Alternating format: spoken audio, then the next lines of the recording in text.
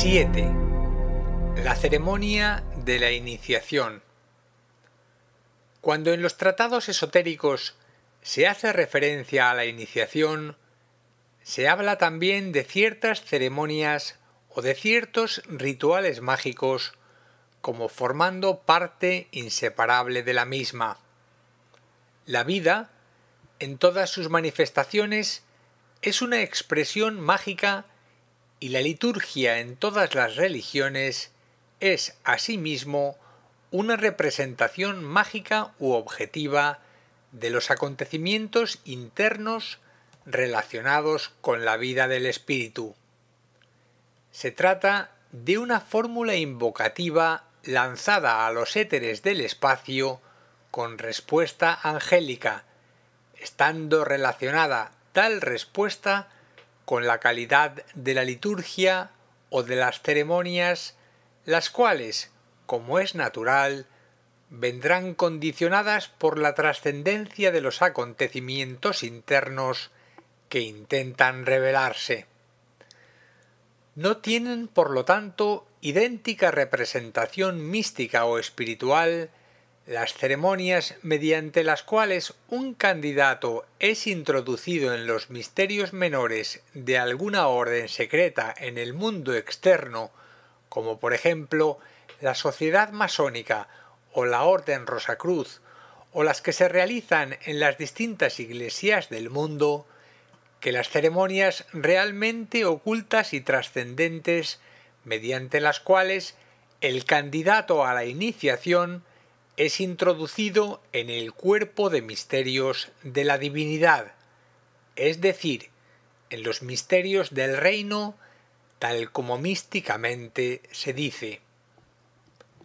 La ceremonia ejerce en todo momento una potente presión en la totalidad del ambiente etérico circundante o en el lugar preciso en donde la iniciación tiene efecto, para evocar así de las entrañas de los éteres la correspondiente respuesta angélica, pero hay indudablemente una enorme diferencia de potencial invocativo entre las diferentes formas de liturgia.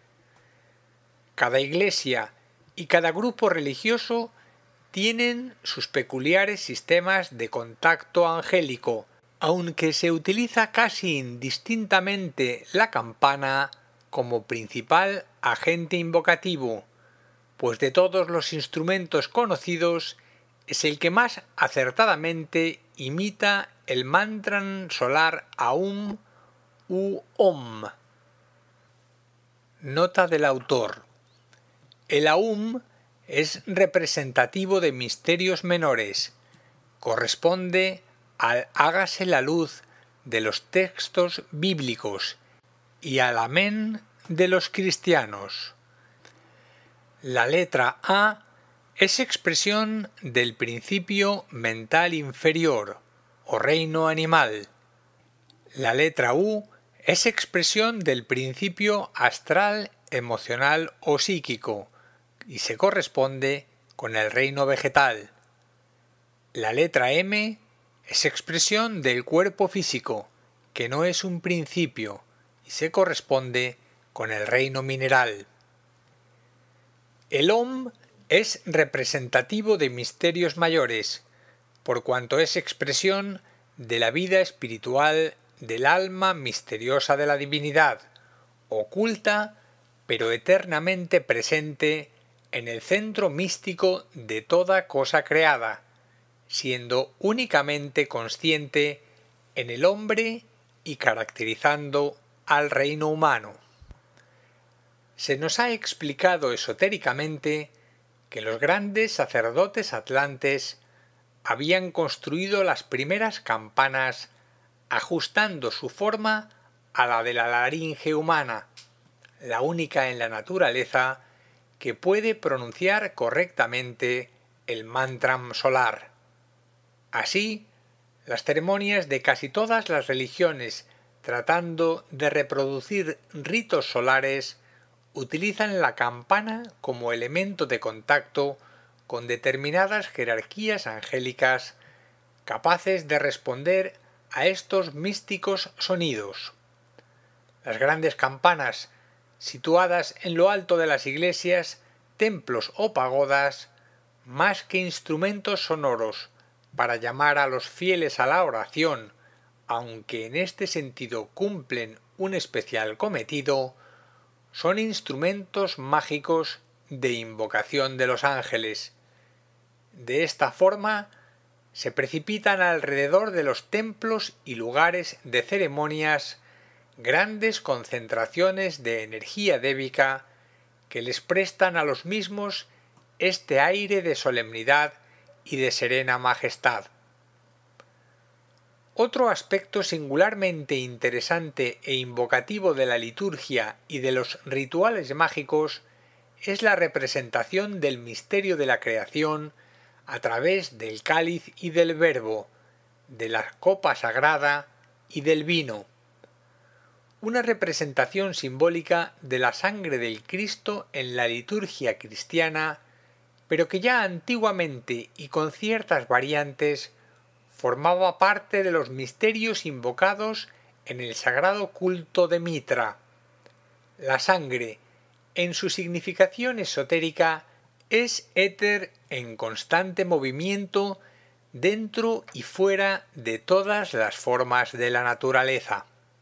Luego, la introducción de la sangre de Cristo en el interior del cáliz sagrado, un hecho histórico atribuido a José de Arimatea, sólo ha de ser considerado como una representación simbólica mediante la cual se da vida al misterio de la Eucaristía en muchas órdenes secretas y místicas del mundo, teniendo como significado único e incontrovertible la manifestación del Espíritu o del Verbo en cualquier tipo de cáliz o de forma de la naturaleza, sirviendo de vehículo de comunicación de los ángeles, los alados mensajeros de la divinidad, que comunican virtualidad y movimiento a la sangre que llena de vida el universo, es decir, al éter primordial, mediante el cual los dioses creadores pueden comunicarse con los hombres en los dilatados confines de la naturaleza. Todo cáliz consta indistintamente de tres partes principales, prescindiendo de los ornamentos accesorios o superficiales que le han ido añadiendo las distintas religiones del mundo a medida que iban alejándose de los prístinos misterios originales. La base, el soporte y la copa, o parte continente del verbo, representaciones simbólicas de los vehículos físico, emocional y mental de los seres humanos y de los tres primeros reinos de la naturaleza, el mineral, el vegetal y el animal. El verbo o alma espiritual del Creador viene casi indistintamente simbolizado en todos los cultos religiosos en forma de un disco de oro, representación genuina del sol o de la hostia sagrada en el sacramento de la Eucaristía cristiana. En los primitivos cultos atlantes, cuando todavía las ceremonias contenían altos secretos solares, tal era la disposición geométrica del símbolo.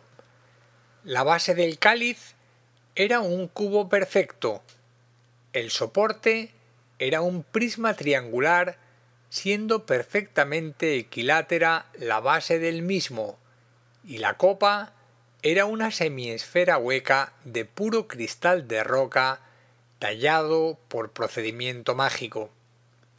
Encima de esta copa mística se hallaba suspendida mediante un proceso oculto de levitación una esfera de oro maciza que ajustaba perfectamente en la semiesfera de cristal.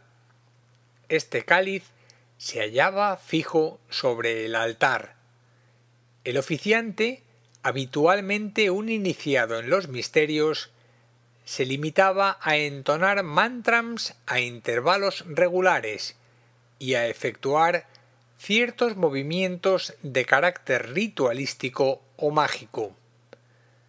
Durante el curso de la ceremonia y a cierto tipo de invocación o de mantra de la que participaban los congregantes, la esfera de oro descendía al interior de la copa y se veía entonces brillar ésta con rayos de intenso color áureo.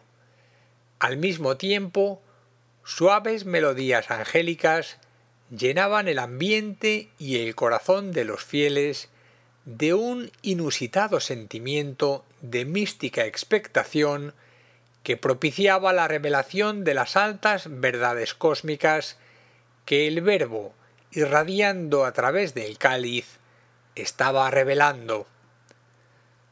Sin embargo, pasaron aquellos tiempos en que los ángeles formaban parte de los misterios externos y los santificaban con su inmaculada presencia.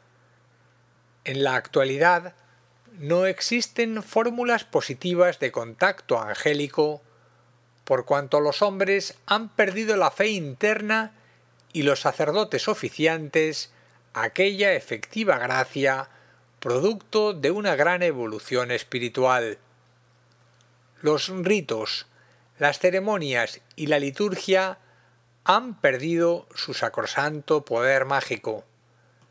Ha pasado ya mucho tiempo desde que se perdieron las fórmulas mántricas de contacto y los ángeles superiores han dejado de asistir a las ceremonias de las religiones organizadas del mundo.